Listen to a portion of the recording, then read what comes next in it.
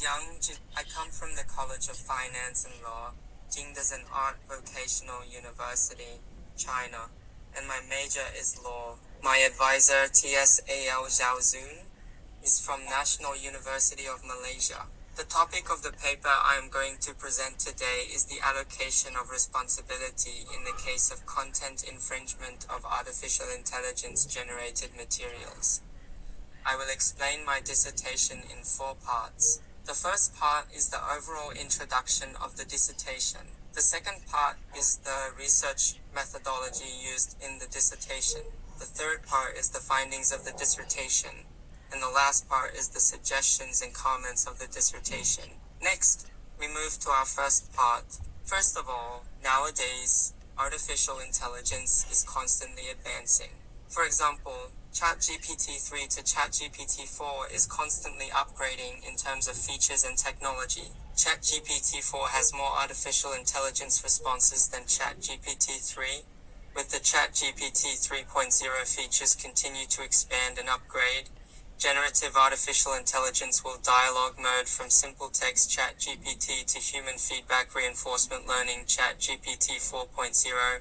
It extracts data from the previous database for the answer. And now the artificial intelligence can learn from the user's answer and the user's favorite things, so that the artificial intelligence database is getting bigger and bigger. ChatGPT 4.0 also adds the interactive feedback between users and ChatGPT 4.0 as part of the training model in the above process to expand its database. The second is the research question of the thesis. The first question of this thesis is whether AI-generated data is included in the scope of intellectual property protection, and whether the discussed AI-generated data should be protected or not. The second research question is, the GAI learning user input data leads to another user infringement when the allocation of responsibility in the end is the AI to carry out to bear the responsibility for infringement, or the AI developer to bear the responsibility for infringement. The third is government guidance and policy enforcement.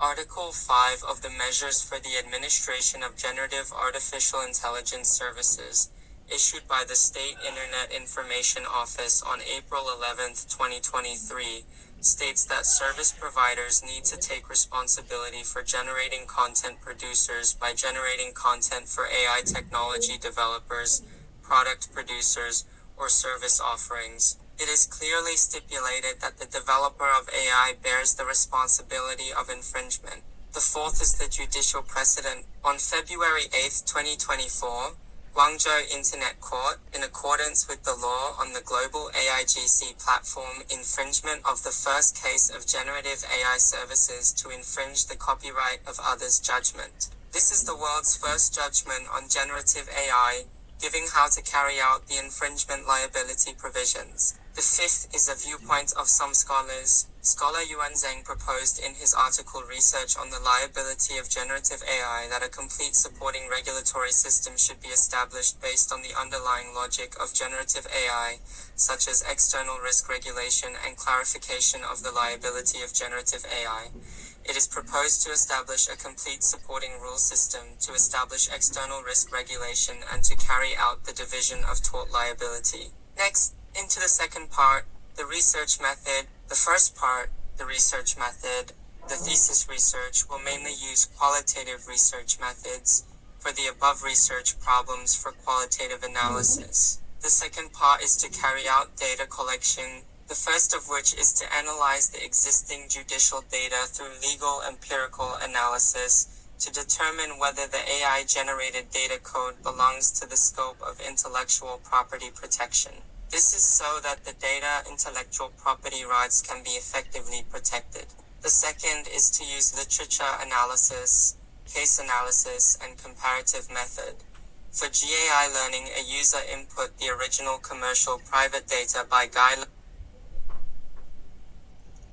learning income into the database of the AI, resulting in another user to use the GAI data software to generate data and the previous user input the original commercial private data overlap, resulting in the generation of data infringement problem for the discussion of the sub situation.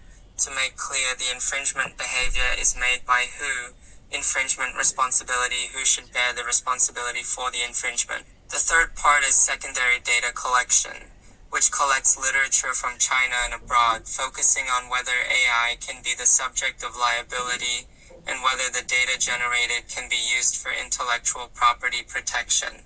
The third part is the secondary data collection, which collects literature from China and abroad on whether AI can be the subject of liability and whether generated data can be used as intellectual property protection. The fourth part is the data analysis, using the comparative method to analyze the similarities and differences between China's and the US, Canada, and other foreign countries' policies and scholars' views on AI.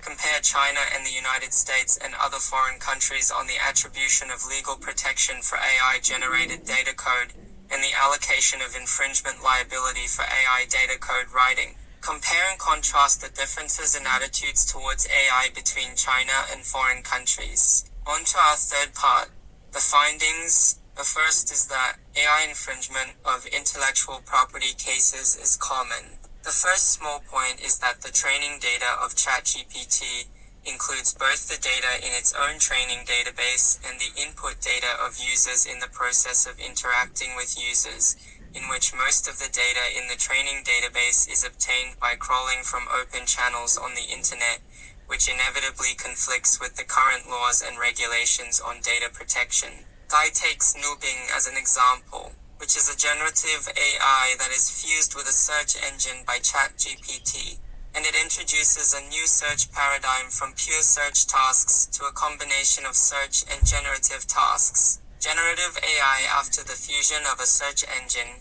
which introduces a new search paradigm, shifting from a pure search task to a mode of operation that combines search and generative tasks. This combination of paradigms has led to an increasing number of cases of AI infringement of intellectual property rights. As of May 17, 2024, a search for AI keyword cases on the China Judicial Instruments Network showed 1,155 cases for the keyword AI plus data alone. As of May 17, 2024, searching for AI keyword cases on China Judicial Instruments website, there were 701 cases with AI plus copyright as the keyword, and 289 cases with AI plus patent as the keyword. AI plus copyright as a keyword case has 701 cases.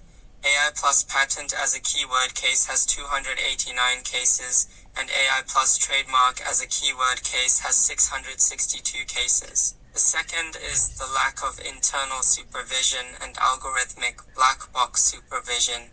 The first point is that the basic algorithm of the GAI is the core driver of the GAI technology operation and functional presentation, on the basis of the formation of intelligent software and technology programs, and even related application products and software without exception, are in the basic algorithm of the predetermined AI development trajectory under the implementation of the algorithm operation. Therefore, if you want to explore the intellectual property protection of GAI, you need to discuss the basic algorithm of GAI as the center, but in the current legal system of intellectual property rights under the normative framework, the algorithm often does not belong to any one type of object. The second point is the AI human feedback reinforcement learning.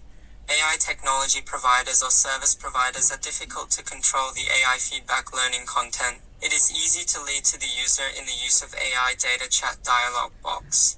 The data is easy to be learned by the AI, and the data will be incorporated into the AI-based database, and then the data content will be exported to the desired user. In this regard, AI providers currently have no corresponding effective regulation of this, leading to the expansion of AI data infringement. The third minor point is that the AI service provider hides the algorithm operation in the operation steps of AI, leading to the problem of algorithm black box.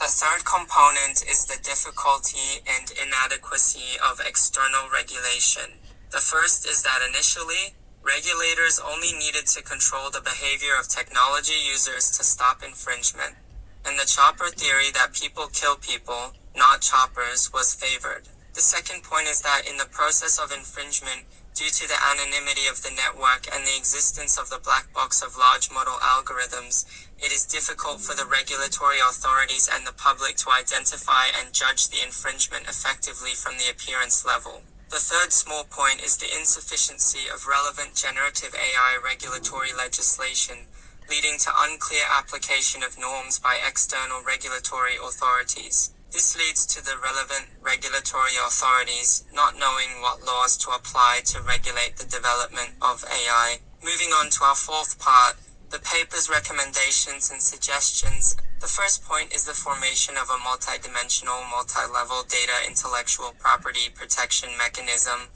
that combines the protection of trade secrets of confidential data collections with the protection of specialized intellectual property rights of public data collections, supplemented by the protection of copyrighted compilation works, so that in the practice of generative AI key data protection, we are able to select reasonable protection modes according to the different scenarios of data application. The second point is that it is difficult for AI service providers to conduct real-time review of AI-generated information on the one hand, and the cost of deletion based on the user's notification is low.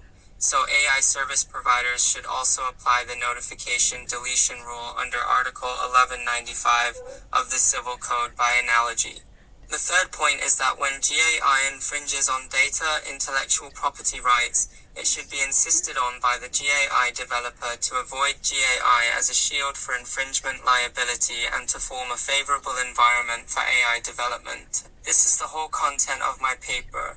Thank you for listening. Thank you.